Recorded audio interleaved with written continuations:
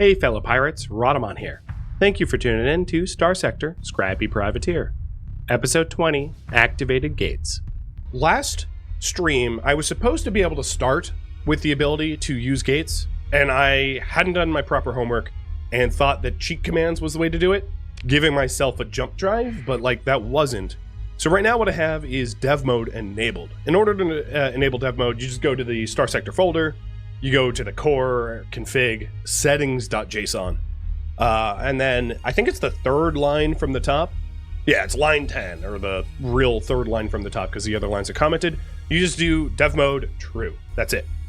And then the way to make this work is that we head on over to a known gate.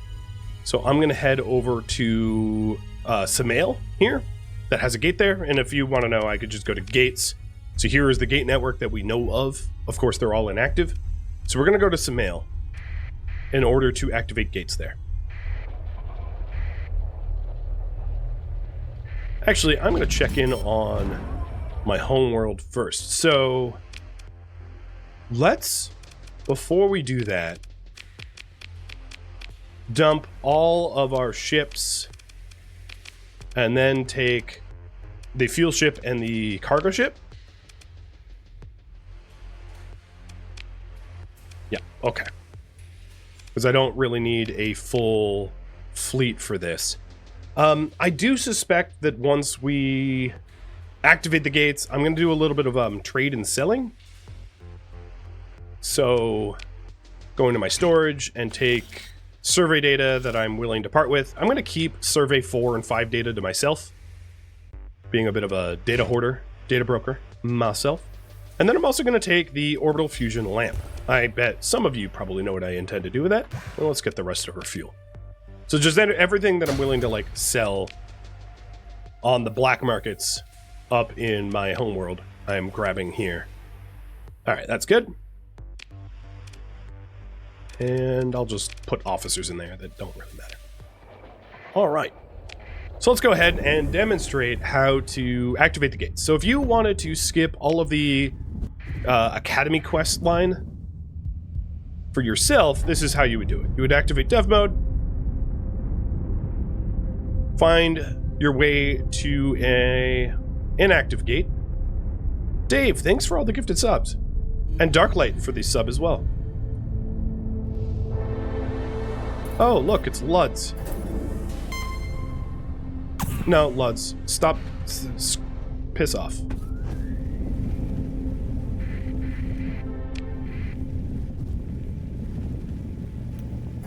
Nobody likes you. Alright, head down to an inactive gate.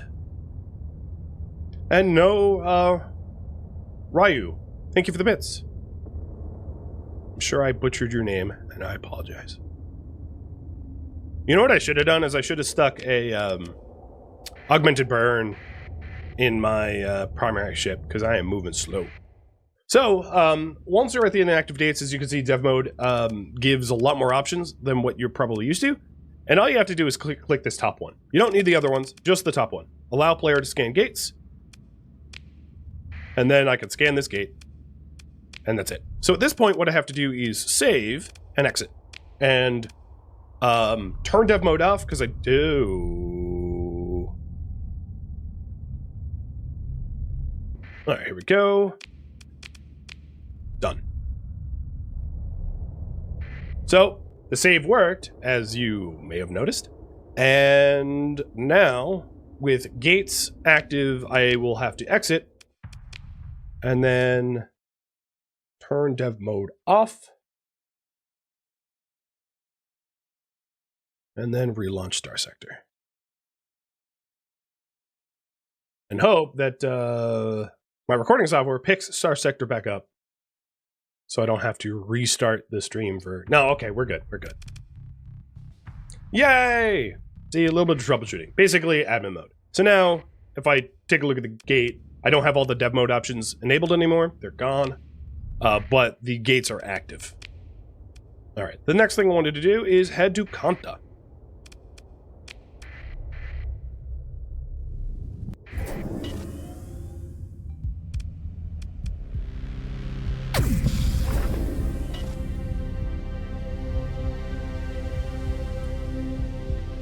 So if you're wondering why I'm heading to Kanta, pirate activity, colony presence, and instability is a colony crisis threat factor.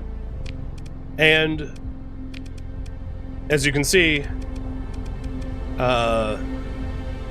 it hurts access and stability. Here's stability. Well, there's a recent unrest of the Lud attacks, but it's going to hurt access as well. So what I'm doing now is essentially making a peace offering to Kanta, the unelected leader of the pirates, in order to resolve that.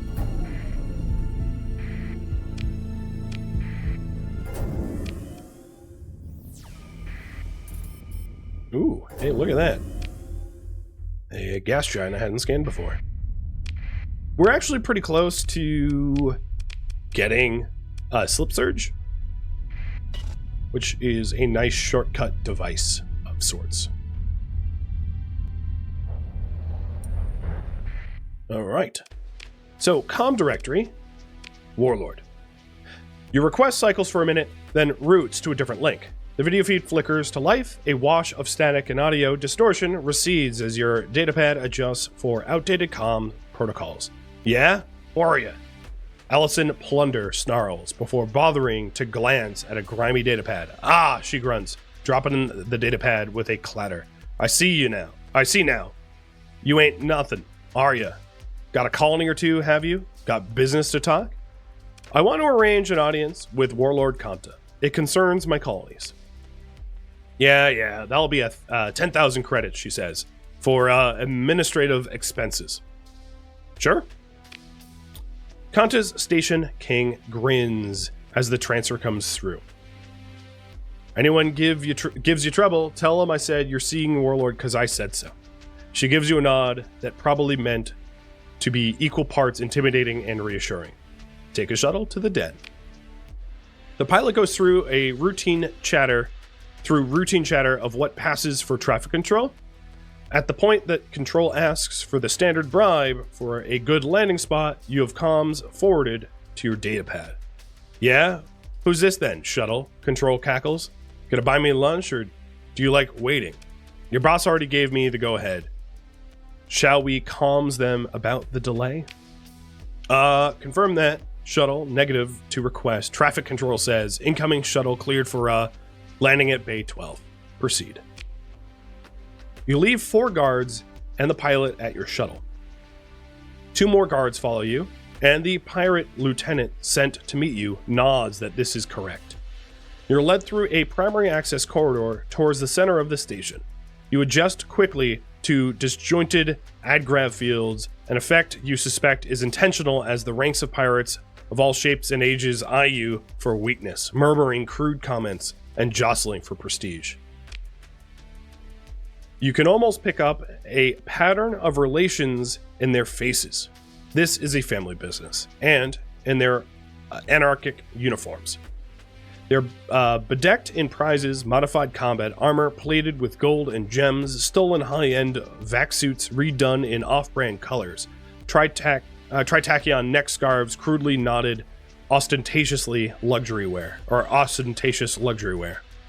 They wear their wealth on their outside. The more garish, the better. Past pitted blast doors hung with crimson skull banners, a large bay opens. The lingering acrid scent of energy weapon discharge hangs in the air, almost but not quite concealing the odor of rotten meat. Ooh, delicious. You're brought before what can only be described as a throne, tastelessly backlit in a blood red for maximum effect. The caps, badges, and insignia of various naval officers are impaled on fused blossoms of trophy weapons. You recognize kit from all the polities of the Persian sector. Above all is the hissing, thrumming figure of Warlord Jorian Kanta, more machine now than human. Her face is a mask. What skin you see is leathery like rad scarring of old spacers. A synthetic voice booms from the throne. Submit before Kanta. Before her, a strange small man hunches. He wears some parody of doctor's surgical garb. You had best kneel, the doctor hisses. I'm gonna stand. If a broken Atmos scrubber could laugh, it might sound like the noise that comes from Kanta. A stander, she shouts. You note that her guards remain relaxed. We like you. A Hedgie would kneel in the mud because all they know is following and groveling. You stand like a spacer. Her head tracks you. Kanta will hear you. The small doctor steps forward and clears his throat and says, I am Dr. Sidonia, personal assistant to the warlord. Sidonia nods, stiff-necked, the teeniest hint of a bow, then addresses you before the entire court. You've come crawling to her worshipfulness. He turns, projecting his piercing voice to all corners. The mighty warlord Kanta, the predator of the Persian sector, the font of violence from which we quench our thirst for glory, then spins back to you. Why are you here? Could you not protect your own outposts, perhaps? He drops to almost a whisper. Is it something else? Kanta's gauntlet slams against the side of her throne, clashing through the murmur of the court like thunder. Again, she slams the throne, then once more, leaving only a painful echo. Warlord Kanta speaks, like the voice of a heavy combat walker, if it could speak, harmonics buzzing through your bones. What tribute have you brought us? What gift will sate us? Sidonia leans close, acidic breath wafting over you. The warlord's protection is not easily gained. Do not offend her with unworthy dross, he hisses. I bring you an orbital lamp. A white elephant gift, if there ever was one in Starsector. I'll explain later. What? Sidonia's lip curls to a sneer. Would the mighty warlord do with... There's a heavy clank. All turn to find Kanta is standing, trailing trophies and tubes. We accept. Her vocoder blasts, the voice inhuman. Vacuum and fire shall greet those prisoners I wish to dispose. The pirates of the court cheer to this, stomping their feet and slamming weapon stocks into the deck plates. You step back from the center of the court chamber. Kanta's metal body hisses on her throne, patient as a landmine. Sidonia scuttles to speak with one or another pirate sergeant responsible for prisoners and petitioners awaiting Kanta's judgment. The pirates shout and cheer, their wild stylings and radical augmentations giving Kanta's court the aspect of pandemonium. So now I have gained Kanta's protection and I can leave. So what that does for me here is a few things. If you take a look at the colony crisis, which I went to the wrong spot, well, it reset to 0, so I could have waited until we hit 100 to min-max it, but whatever. And then also, we are no longer gaining colony crisis from pirates. We have essentially paid Kanta off with an orbital fusion lamp, and the pirates will not bother us with instability any longer. And the reason why I call it a white elephant gift, Kanta installed the fusion lamp, here it is, and what a fusion lamp does, normally, is it will heat up cold worlds with volatiles in order to... It's kind of like an artificial sun. But as a result of this, they now have an incredibly high need for volatiles. They desire volatiles to keep the fusion lamp going. What's also funny to me is Kanta's Den is a hot area. So a fusion lamp doesn't even make sense. Basically, they're cooking themselves. But like, what do I care? Cook yourself. That's okay with me.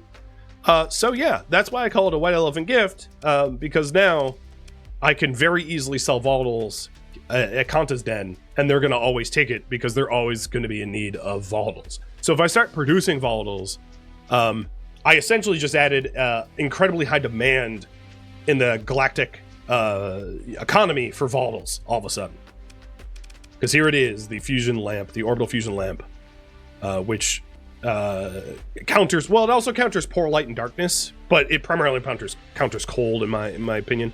But it does both. Increases heat on non-cold planets. So that's, I think, why it's now hot.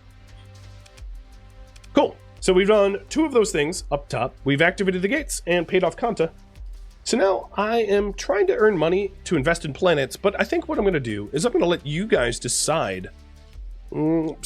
Instead, like a sub poll, I would like to earn money for investing in planets, but if you want to decide something else, that's fine too. And I'm going to scratch around for work here. You want me to shut down a Persean League area? That's not going to happen. And while I'm here, I might as well trade the things I have to trade on open market, because I am trying to befriend the pirates after all.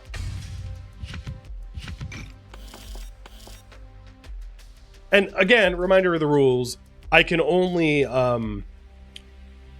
buy crew, marines, fuel, and supplies from open pirate markets or black markets.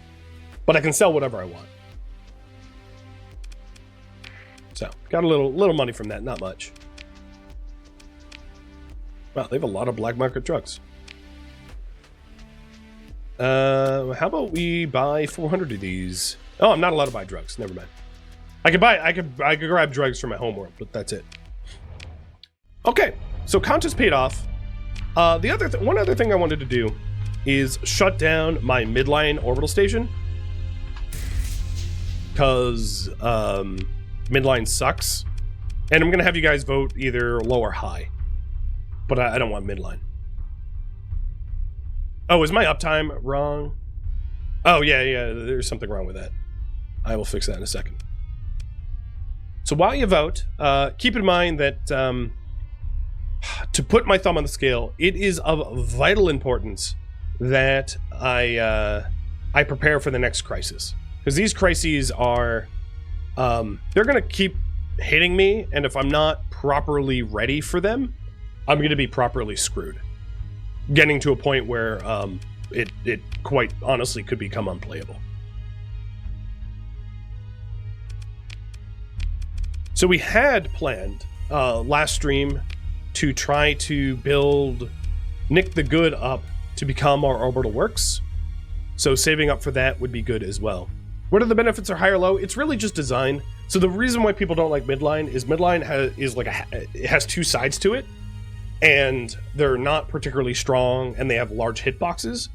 Whereas the lows and highs, I could do one of each. I could do a low at like Nick and a high at aggro, one or the other.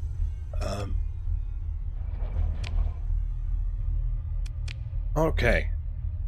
So the other thing I want to do while here is activate the gates in the core, while possibly looking for work. And Madzi, Sven, Inspector, Uko, Wirlig, Kovig, and Blacko, thank you for the subs, resubs. So here, as you can see, I can now jump to Samael. But I think what I'm going to do is look for work around here from other pirates. I also wanted to manage my contacts. That was another thing I meant to do. So I'm going to my contacts. I really only want contacts on worlds that are run by pirates. And all of my previous contacts were 1 for an independent world and 2 of them were for hedge worlds. And it is very plausible that I do not end up on good terms with the independents or the hedge, meaning that I will not really be able to get to those contacts. Oh, wow, that is an easy survey. I will take that. That's in my neck of the woods. So I'm deleting those contacts, and I intend to build up contacts with smugglers and contract givers that are housed on pirate worlds. Will I reassign my skills automatically? That was another thing I intended to scan for, whether I am going to respec or not. I really only have 1 story point, so it's probably best for me to wait to have at least 2 story points, because having 1 story point in reserve is always a really good get out of jail free card.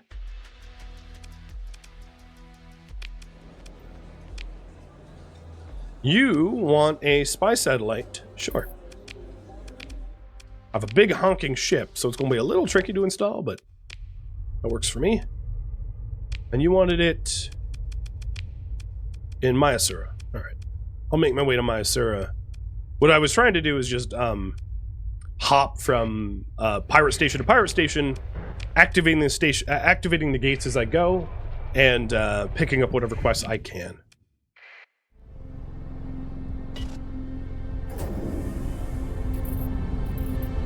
Fair and bombarded world. I could do that too.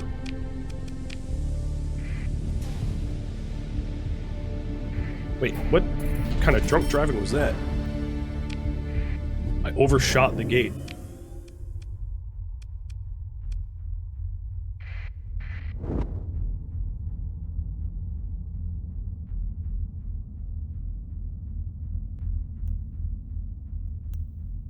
If you were wondering, because I haven't shown you in a while, here's my faction reputation.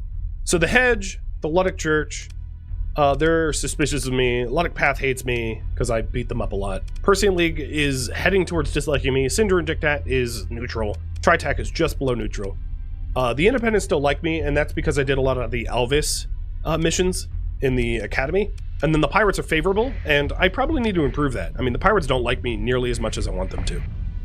One of the goals was to become the highest possible rep with the Pirates, and I really have not been doing that, so it would be wise of me to work towards that goal. So it looks like you guys want me to salvage and treasure. What station to build at aggro? So, low or high? So low tech would be ballistics, essentially, and high tech would be lasers.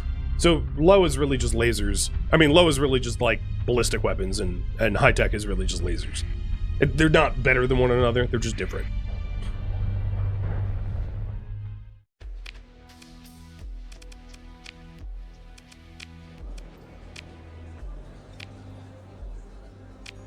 You want me to bring a spaceport, a Hedge spaceport offline? Not doing that either.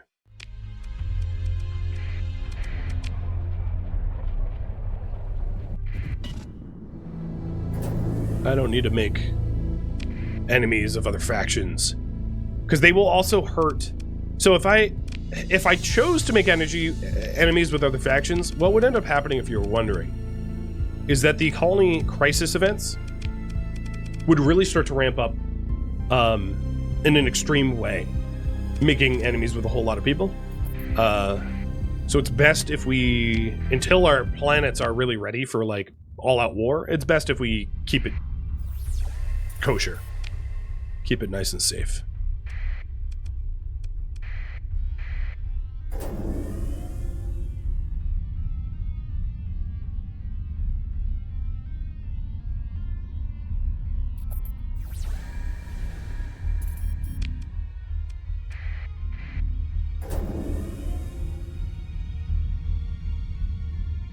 So there's a few different things I should mention that would really keep my homeworlds protected. One would be to raise a patrol HQ up to a high command, which is the highest level. Here in the crisis events, you can see that the high command reduces the colony crisis climb by half, whereas the patrol HQ just reduces it by 10%. So that's a significant bonus. And then the high command will deploy fleets to protect the system, but those fleets heavily depend upon your ability to actually manufacture ships. This isn't for my fleet, this is for AI fleets. And that means getting heavy industry and then upgrading that to orbital works, and then installing nanoforges in there. Ideally pristine, but if not pristine, corrupted. And I do own one corrupted nanoforge. So getting patrol HQs and orbital works is going to go a long way to keep me protected. And then also building an orbital station, and getting that orbital station upgraded all the way, so it's as big as possible. So those things are probably the most significant things I can do to protect myself. That and having a very dangerous fleet of my own. Because I think most crisis events will hit you with a Grand Armada, where the Grand Armada will have like 10 to 15 battleships. So if I don't have 10 to 15 battleships, the crisis events are going to be a crisis every time.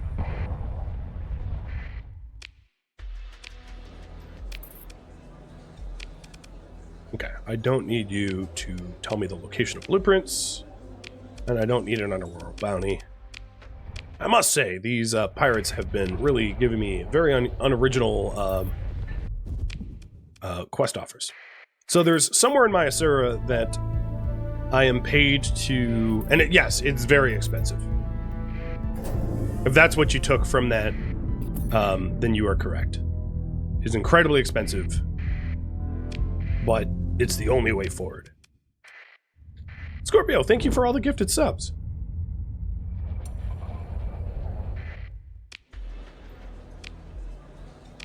All right, here's a smuggler. They want a supply of fuel. I am not currently making fuel, so I have to decline. I don't want a stolen ship. I will pay for a pylon catapult blueprint, only because it improves my relationship with the pirates for a measly 3,700. It is so inexpensive to get rep that way. And at some point, if I happen upon where those pylon blueprints are, cool. But because I don't manufacture weapons or ships of my own, those blueprints really don't help me at all. And then I have to plant a spy sat somewhere down here. So that means let's go ahead and hack their sensor array ahead of time, because I am sure that they're going to have pickets and patrols. And you guys want a high orbital station at aggro. I think, yeah, all right, let's get one. I was going to say, I think, well, it doesn't matter. So yeah, as you can see, they're all kind of the same cost, but they're designed differently. So we're doing a high tech at aggro orbital station. It looks like Tritag and the pirates are really duking out in the system, so maybe there won't be anyone very closely guarding this spy sat point. In fact, I don't even see anyone around. Yeah, literally no one was paying attention, so I just did it. Derelict ship way off to the east. That's not in the direction I want to go. Oh, so here we go.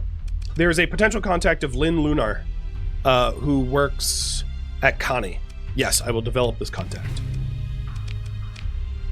Cool. So we do have two other missions to survey to the southwest, and then the pylon is east of us in Abaddon. Oh, okay. We already know Abaddon sucks, so I would need a bit of a combat-ready fleet to go there. Did I activate the gate here? Oh, no, there's no gate there. All right, so let's go to the nearest gate and do those two other missions. And I'm going to go to Dawn, which is yet another pirate base first.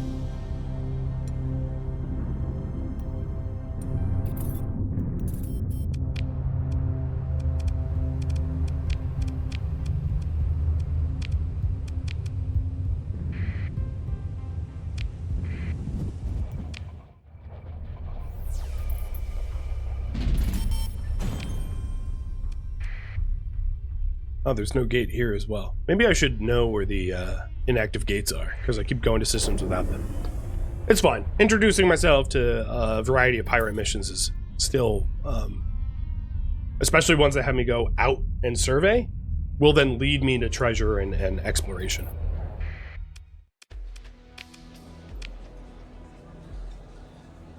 Wow. 600 Marines? No.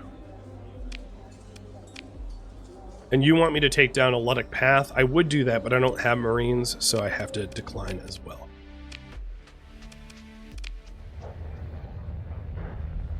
There was a gas giant. Oh man, they keep offering missions right there. That's actually... How far is that from the one? Oh, that's actually pretty close, so I'll accept that one too. That's pretty close to one of the other missions. Oh, wait, where'd it go?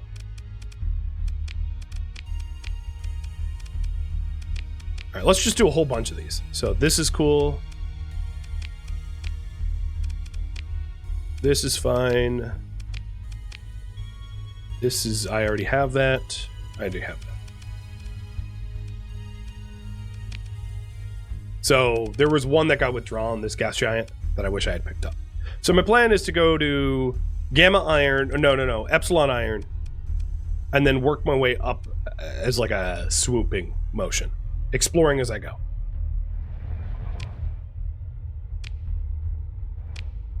So let's get to a gate and get back to Samael.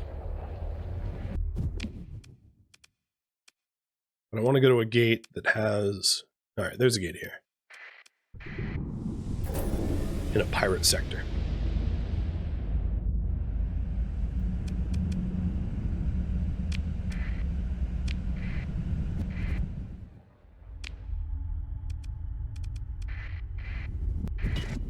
Is this modded or vanilla? It's completely vanilla. I don't know why you were told otherwise, but I have the vanilla tag as a stream tag, and then I believe in the about command it says it's, yeah, in the details it says vanilla. That like bit.ly link will say that it's entirely vanilla.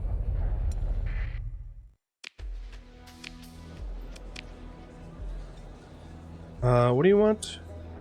You want me to smuggle? That's not a lot of money. And I don't need blueprints. Man, these quests have not been lucrative. So yeah, generally speaking, for all of my streams, because I know that you're a first-time chatter, for all of my streams... Ooh, here's another one that's in the same sort of neighborhood.